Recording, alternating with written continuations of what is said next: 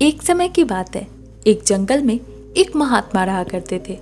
उस महात्मा की खासियत यह थी कि वह किसी को भी उसका भविष्य बता सकते थे।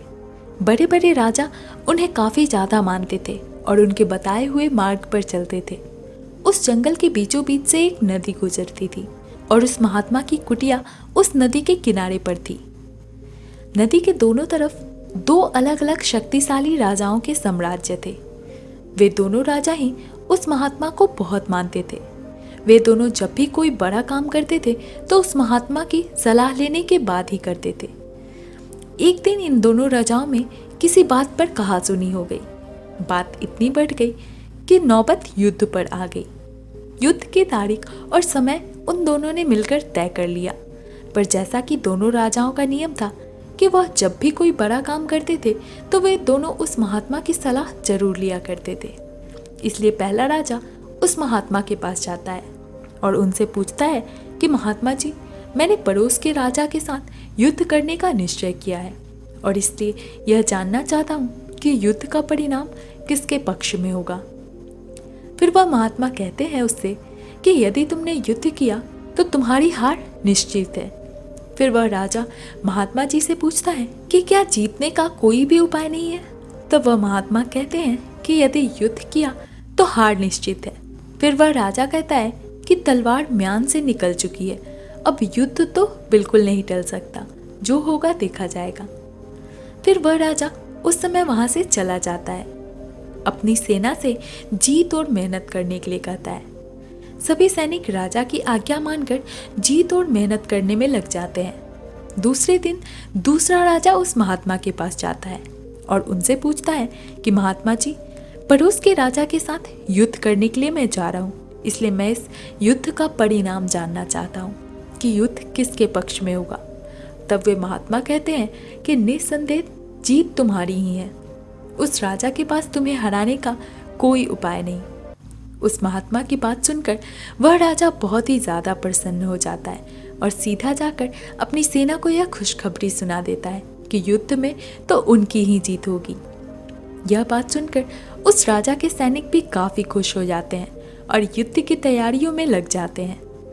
समय बीतता है और एक दिन युद्ध का समय भी आ जाता है। दोनों राजा और उनकी सेना युद्ध भूमि में आ जाते हैं और युद्ध शुरू हो जाता है। दोनों सेनाएं एक दूसरे के साथ भिड़ जाते हैं और मार काट मच जाती है।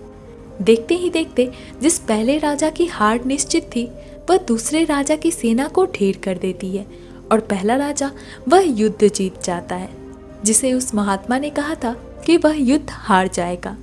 युद्ध जीतने के बाद जब वह पहला राजा उस महात्मा के पास गया तो उनसे पूछता है कि महात्मा जी, आपने तो कहा था कि मैं तो युद्ध हार जाऊंगा, लेकिन मैं तो युद्ध जीत गया। आपकी भविष्यवाणी गलत निकली, पर यह कैसे हो सकता है।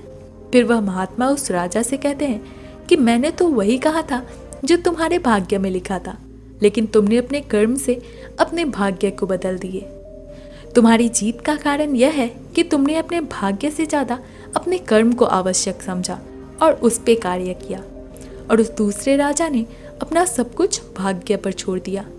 उसने अपने कर्म से ज्यादा अपने भाग्य को आवश्यक समझा और पूरे समय निश्चितता से भरा रहा, जिसके कारण आज तुम विजयी हो गए हो और वह तुम्हारा बंधक है। यह बात तो बिल्कुल सच है दोस्तों कि सब कुछ हमारे हाथ में नहीं होता, लेकिन यह भी सच है कि बहुत कुछ हमारे हाथ में ही होता है, लेकिन हम उसे भी भाग्य के भरोसे छोड़कर जीवन भर रोना चुन लेते हैं। दोस्तों, हम सभी यह जानते हैं कि स्वस्थ कैसे रहा जा सकता है, लेकिन समय ना होने का बहाना बनाकर हम अपने अंदर बीमारियां पालते रहते हैं, और जब हमें कोई गंभीर बीमारी हो जाती है तो हम अपने भाग्य को दोष देना शुरू करते हैं। अगर आज हम किसी समस्या में हैं दोस्तों, तो वह सिर्फ हमारे पुराने गलत कर्मों के कारण है, और कल अगर हम इस समस्या से निकलते हैं तो वह सिर्फ आज के अच्छे कर्मों के कारण होगा। अगर आप कुछ नहीं करते हैं तो कुछ तो होगा ही, और वह आपका भाग्य होगा। और अगर आज आप अपने बुद्धि का इस्तेमाल करके वह करते हैं जो आप करना चाहते हैं तो वह आपका कर्म होगा। यह तो आपके ऊपर है कि आपको कुछ करना है या फिर अपने भाग्य के भरोसे बैठे रहना है।